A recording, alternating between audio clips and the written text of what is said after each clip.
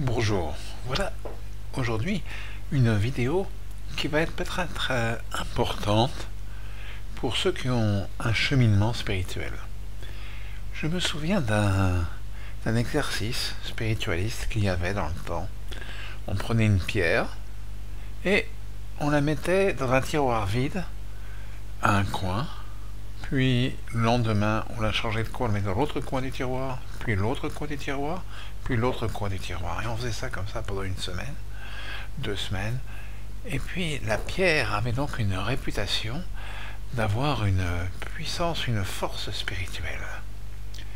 Alors aussi quand vous regardez comme cela se fait dans certaines religions, dans certaines sectes, ou dans des exercices spiritualistes quelconques, où on regarde une image, on regarde des fois une photo. Moi j'avais vu une secte où il regardait la photo du gourou, et on le fait, et tous les jours les gens le font. Eh bien, figurez-vous que cela va donner une force à cette photo. Mais cette force peut être totalement maléfique. Je vais vous expliquer comment.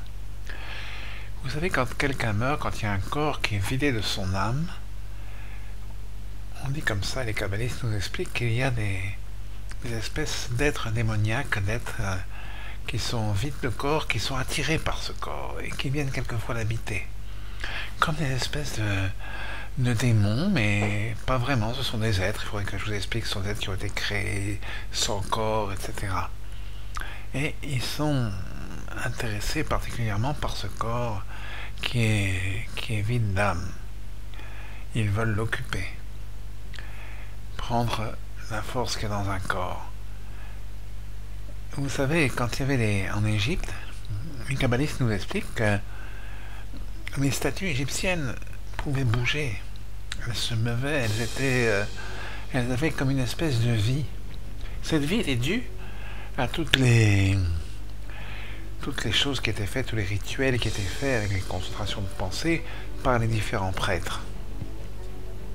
Si vous allez regarder n'importe quelle image de n'importe quel dieu, ou même que ce n'est pas un dieu, ou un oiseau, ou une photo de quelqu'un, à un moment donné, vous regardez comme ça fixement, et vous allez voir que vous allez avoir l'impression que ça a une vie, que ça bouge.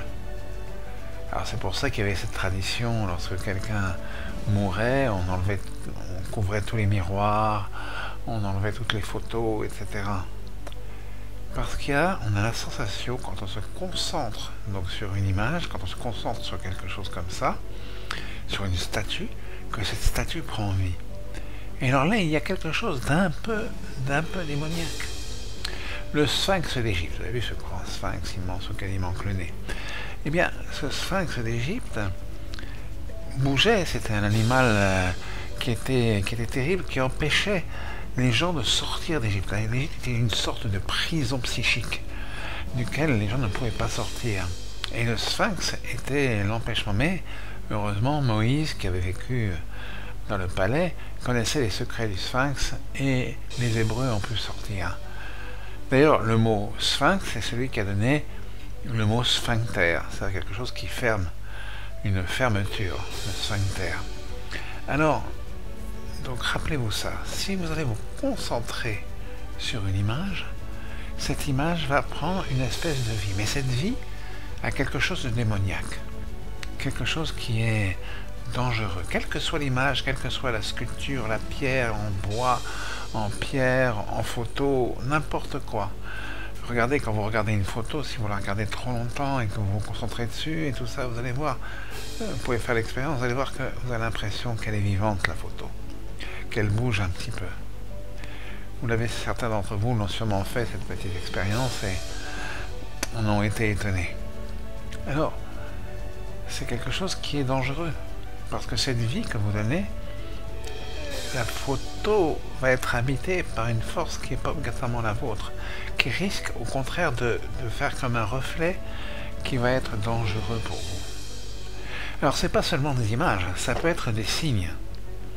Vous avez vu comment les nazis, où il y avait beaucoup de mystiques chez les nazis, beaucoup de choses comme ça, et Himmler a cherché pendant des années des secrets mystiques à travers le monde, etc., comme vous l'avez vu dans le film, dans le fameux film Indiana Jones. Et ils avaient cette croix gammée. Et cette croix gammée, il y avait cette concentration de tous les gens sur cette croix gammée. Et elle a pris une force, et elle avait quelque chose de maléfique qui faisait que des gens étaient attirés par elle, et surtout recevaient l'espèce de pouvoir enfin, négatif que cette croix gammée distribuait. Donc même les signes peuvent avoir ce danger. Alors vous allez me dire, mais il y a quand même des pierres et des choses qui ont des ondes de forme, ce qu'on appelle les ondes de forme, des gens qui ont des pyramides chez eux, des choses comme ça, qui au contraire ont un effet bénéfique. C'est vrai, mais si vous mettez votre esprit dessus et que vous vous concentrez sur la forme ou la pierre ou je ne sais pas quoi, là il y aura un danger. Sur cette pierre, si vous êtes simplement, elle est vide de vous et elle vous apportera quelque chose, elle vous apportera un effet bénéfique.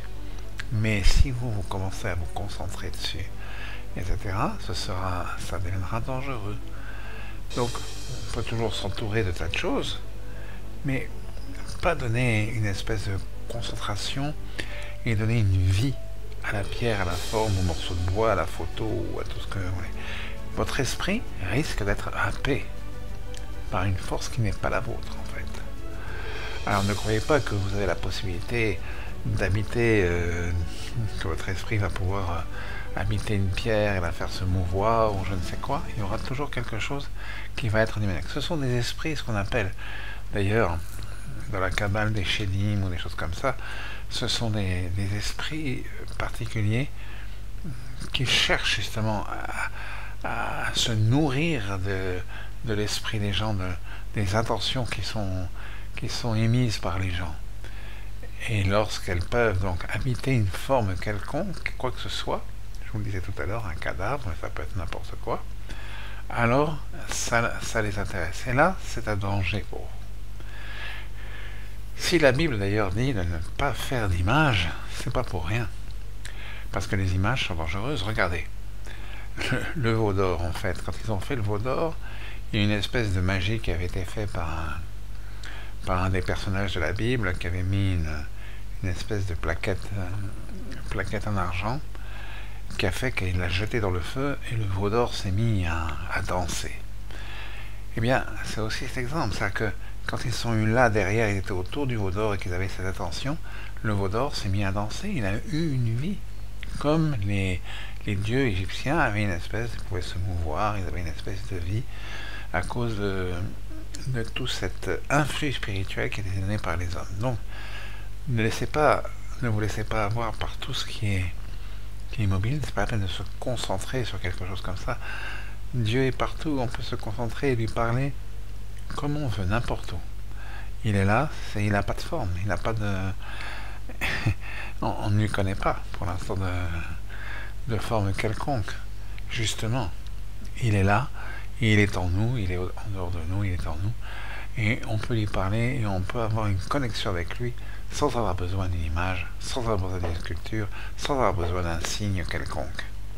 Et ça marchera parfaitement bien, croyez-moi. Ne laissez pas votre esprit se faire happer. Vous croirez, vous, qu'il y a une force, etc. Je vois des gens, ils regardent, je me rappelle comme ça d'une personne qui a regardé la photo du gourou, elle avait l'impression que le gourou lui parlait, etc. Elle est devenue presque folle à cause de ça. Et le gourou était un charlatan qui a d'ailleurs été condamné plus tard. Et ça c'est dangereux. Vous voyez ? Donc ne vous laissez pas avoir cette concentration sur les sculptures ou les choses comme ça, ou une espèce de dévotion pour des images, des sculptures, des choses qui sont matérielles. La dévotion doit se faire pour Dieu, et Dieu, justement, il est partout, il est matériel. C'est pas un humain. Un humain, on peut être en face de lui et lui parler, mais Dieu il est partout.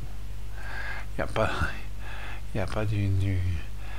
il y a une humanité, on est à l'image de Dieu, mais c'est... Je vous dirai un jour pourquoi est-ce qu'on peut interpréter de cela. On est à l'image parce que nous aussi, on est une partie de Dieu. On a quelque chose qui est en dehors de la forme, en dehors de la matière. La matière elle-même, je vous expliquerai ça dans une autre vidéo, la matière elle-même n'est qu'une espèce d'énergie qui se transforme en matière. Elle est elle-même spirituelle. Donc, retenez ça, et j'espère que ça vous servira.